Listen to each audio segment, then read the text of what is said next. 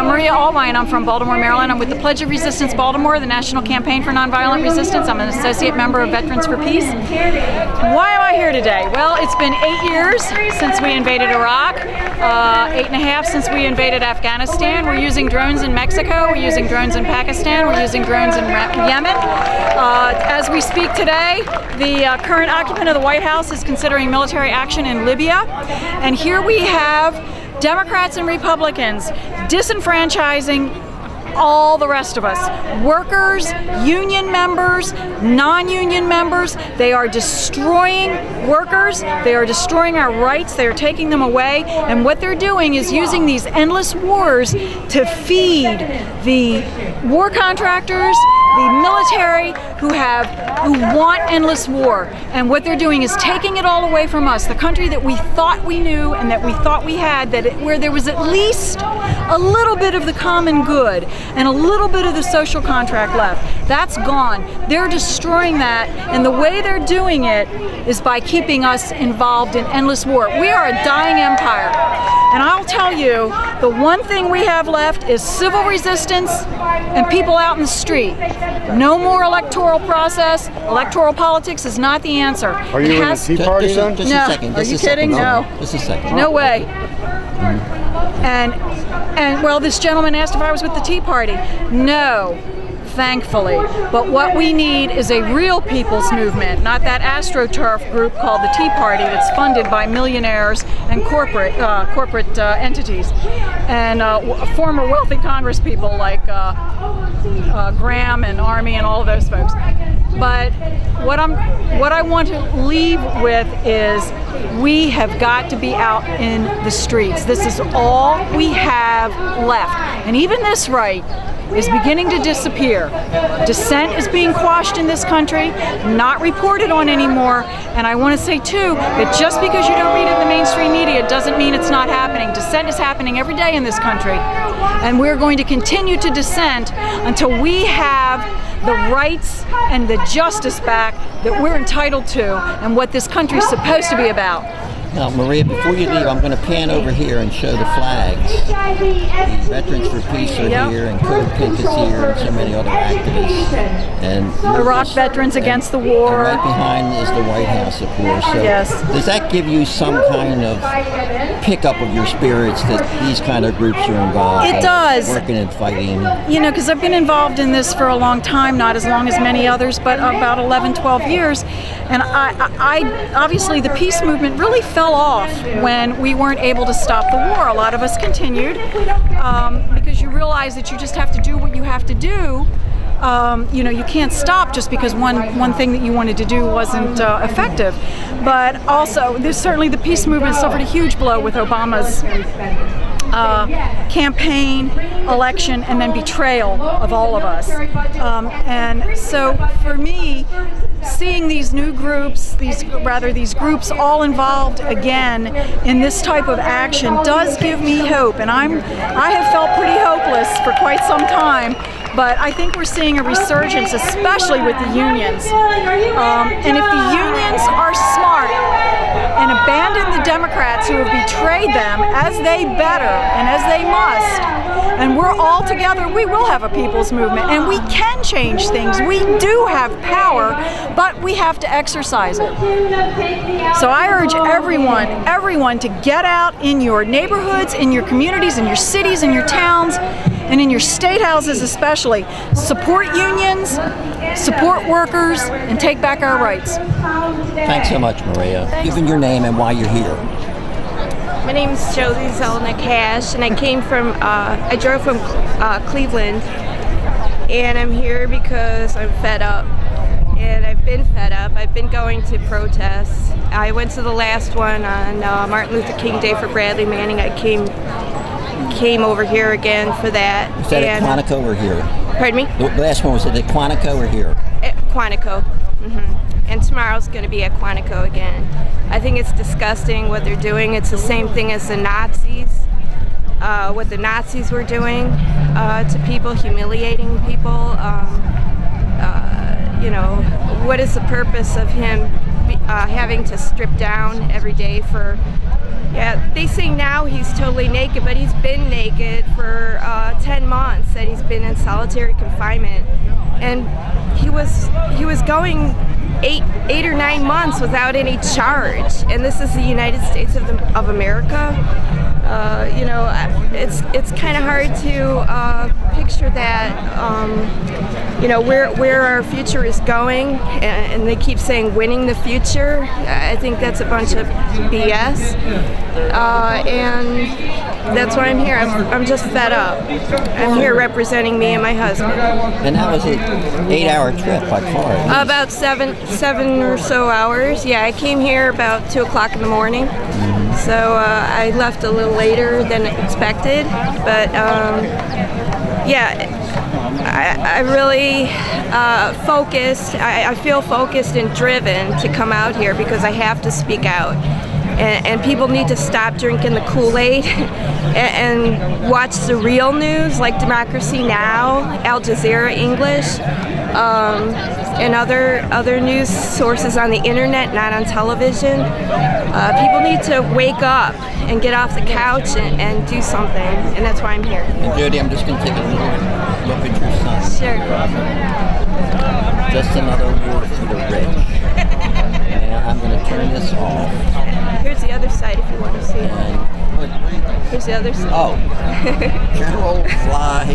Generals lie, service members die. Okay, let me just... Now start. Relax. Hey George, he's a Marine. What the fuck are you doing? I'll work for what I got, you know? Pardon? We should have already been gone, but we're getting close.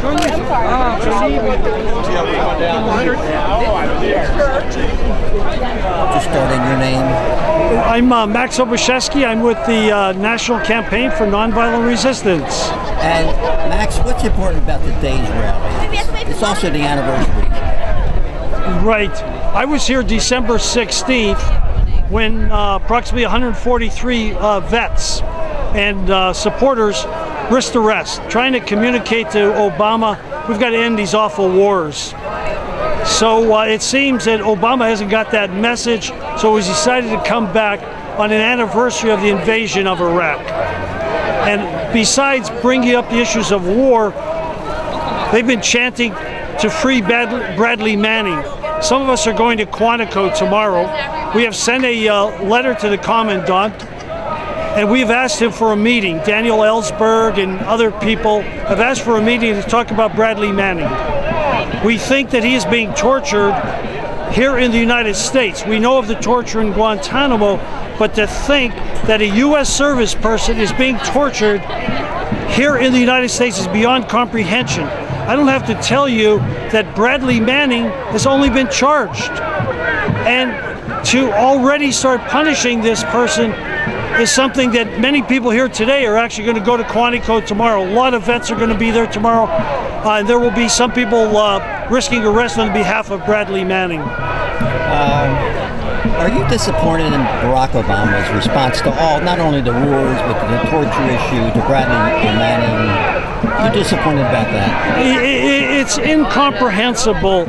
As you know, we marched today, and we marched past the U.S. Chamber of Commerce building on 8th Street over there. And if you remember, he walked from the White House, he walked through Lafayette Park to go and talk to the Chamber of Commerce. The Chamber of Commerce is spending millions of dollars to get rid of Barack Obama, and he's talking about nonpartisanship. So we have a nonpartisan war. We have nonpartisan drones killing innocent children. My friend Art Laffin is here today from the Dorothy Day Catholic Worker. He's carrying a sign for the youngest child that was killed. 9 children were killed March 1st by a drone. And General Petraeus is apologizing for this. What is going on? Why can't we convince Obama to stop listening to the Pentagon? If he's a real commander-in-chief, he would pull our troops out of Afghanistan, Iraq, out of Yemen, and out of Pakistan. If we want the world to take us seriously, we have to stop killing Muslims. We have rebellions going on now in several Middle Eastern countries, and invariably, every one of those countries, we supported the dictator and the tyrant. In Egypt, in just go right down the line. Tunisia.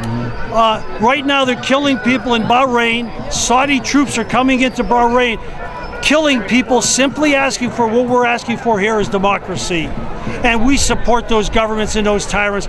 And people here are fed up, and we're not going to take it anymore. And many people here today are risking arrest, put their bodies on the line. We're trying to get to Obama, and I don't know if he's deaf or whatever. He's not listening to us. We're going to keep coming back. Anything else, Max? No, I just wish there were more and more people would join us. When you can get 1 million people crying out for democracy in Tahrir Square, I've been to Tahrir Square in Egypt, and to have that many people come out, why do we have such few numbers in this country when we also have this awful depression? We have governors in at least 3 states in this country that are taking away collective bargaining rights in the United States today, something that people fought for a century to get. And in Robert La Follett's state of Wisconsin, it's unbelievable, and I just wish the people would start joining us so we'd have more and more people, and maybe we'd bring about positive social change. Now, Max, let me just take a look at this photo here that says, where are they now? Are they still alive? Now, what does that represent? These are actual children that were in Iraq, taken by Ellen Barfield, who's a veteran, who went to Iraq and is brought back all of these photographs of these children, and today we have no idea whether these children survived. Now, the thing to remember, this was the first Persian Gulf War. We used to go to Senator Paul Sarbanes' office with these signs and sit in his office because he was somebody that voted for the first Persian Gulf War. And we know where Madeleine Albright has admitted that possibly 500,000 Iraqi children died. We might be holding a photograph here of some of them that died. Just with the sanctions. That was with the sanctions, yes. And imagine the numbers that have died after the bombing took place in the first Persian Gulf War, and after the second, and continuing today. The congressman from Ohio, Dennis Kucinich, said the other day, he said it on the House floor, he used the term 1 million civilians may be dead in Iraq as a result. Never mind how many were injured, and then there's the 2 to 3 million that were dispersed as refugees. And one of the saddest chapters with these refugees, I've seen totals as high as 60,000 Iraqi women who are now sex slaves. Imagine you are fleeing Iraq, you have basically nothing, and you're going into neighboring countries, and how do you survive when those countries won't employ you? I mean, I could go on, and it turns my stomach to think of this. And we were there to bring about democracy. Anyone that would even dare to suggest there's any kind of democracy in Iraq is full of beans. Somehow, the American people don't seem to be aware of the consequences of these conflicts. It doesn't seem to register. I can't explain it. I can't explain it. As I said earlier, we can get 1 million people to come out for democracy in Egypt, and here our numbers are small. I don't understand it. I'm an organizer, and I'm basically a failure at bringing people out. We're content because maybe we have 1,000 people here today when we should have 500,000 people speaking out. So how do we do it? I don't know. I don't have the answer. But I do know that I'm going to be here today. Many of my friends are risking arrest. I'm going to be at Quantico tomorrow. I'm going to be risking arrest to call attention to the torture of Bradley Manning.